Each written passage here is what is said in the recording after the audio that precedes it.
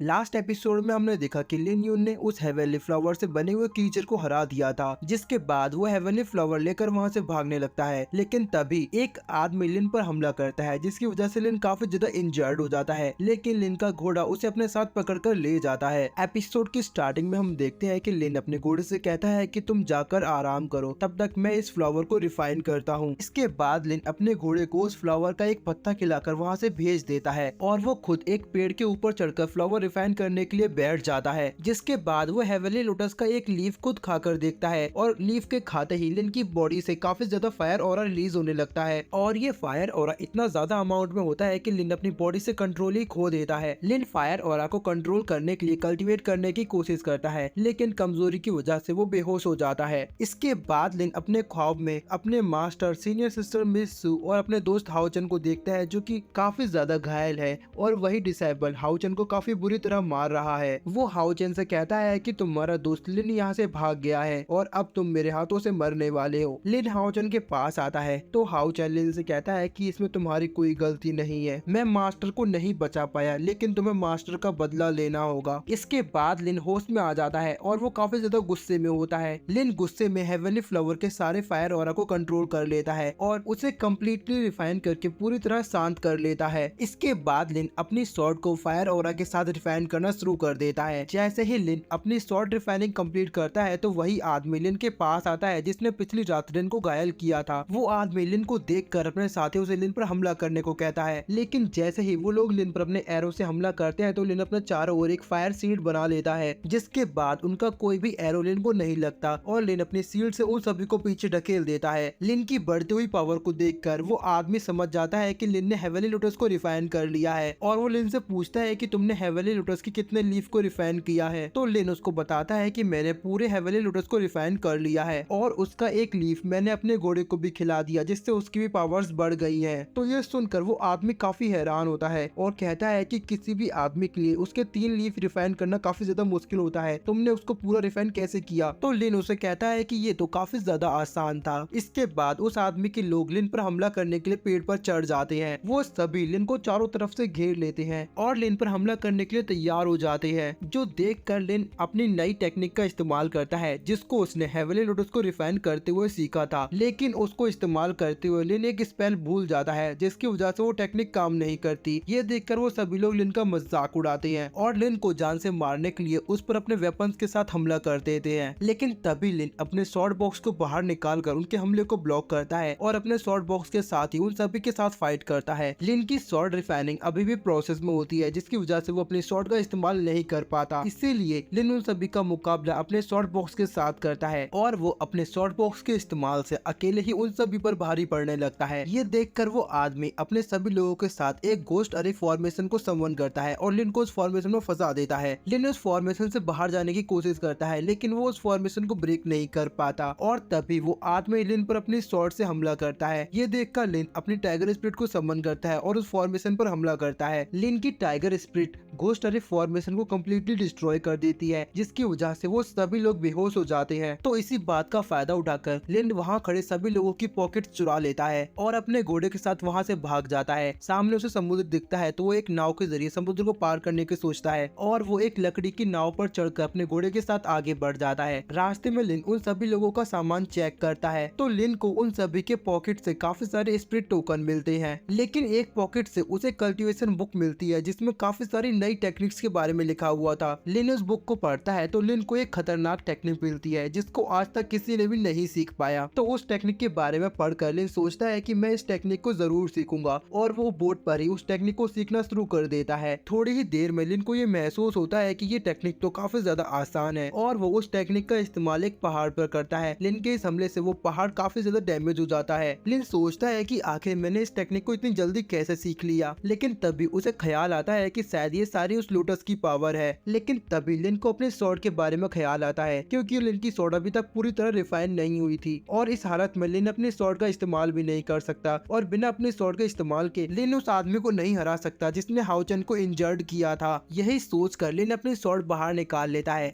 और अपनी स्वॉर्ड के साथ प्रैक्टिस करना शुरू कर देता है। लिन को प्रैक्टिस करता देख वही लड़की जो लिन का पीछा कर रही थी वो लिन के लिए फ्लूट बजाने लगती है ताकि लिन अपनी प्रैक्टिस पर पूरा फोकस रख सके और तब लिन पानी के ऊपर भागने लगता है और अपने स्वॉर्ड को घुमाते हुए पानी से 2 वाटर ड्रैगन बनाता है। अपनी स्वॉर्ड की बढ़ती हुई पावर्स को देखकर लिन काफी खुश होता है, लेकिन तभी लिन को एक विजन आता है जिसमें उसकी स्वॉर्ड जंजीर से बंधी हुई है, जो देखकर लिन सोचता है कि मैं जल्द ही अपनी स्वॉर्ड को आजाद कर लूंगा। इसके बाद लिन अपने स्वॉर्ड के साथ दोबारा प्रैक्टिस स्टार्ट कर देता है और स्पिरिचुअल वाटर स्वॉर्ड बनाकर उसके साथ प्रैक्टिस करता है, लेकिन तभी लिन की वो स्वॉर्ड अचानक ही गायब हो जाती है। लिन सोचता है कि अभी अचानक ये क्या हुआ, मेरी प्रैक्टिस अभी तक अच्छी चल रही थी लेकिन अचानक ही मेरा फोकस क्यों हट गया। और तभी हम देखते हैं कि उस लड़की ने अपनी फ्लूट बजाना बंद कर दिया, जिसकी वजह से लिन का फोकस हट गया। लिन वही खड़ा होकर आवाज लगाता है कि अभी कौन फ्लूट बजा रहा था, प्लीज मेरे लिए एक और बार बजाओ। लेकिन वो लड़की लिन से कहती है कि अब मैं फ्लूट नहीं बजाऊंगी, तुम्हें अपनी प्रैक्टिस खुद ही करनी चाहिए। इसके बाद वो लड़की वहाँ से चली जाती है तो लिन उसका शुक्रिया अदा करता है और दोबारा से किताब पढ़ने बैठ जाता है। लेकिन तभी लिन के पास एक बड़ी सी शिप आती है। शिप पर बैठा हुआ आदमी लिन से कहता है कि मेरे यंग मास्टर तुम्हें बुला रहे हैं। ये सुनकर लिन थोड़ा सा हैरान हो जाता है और हमारा ये एपिसोड यहीं पर खत्म हो जाता है।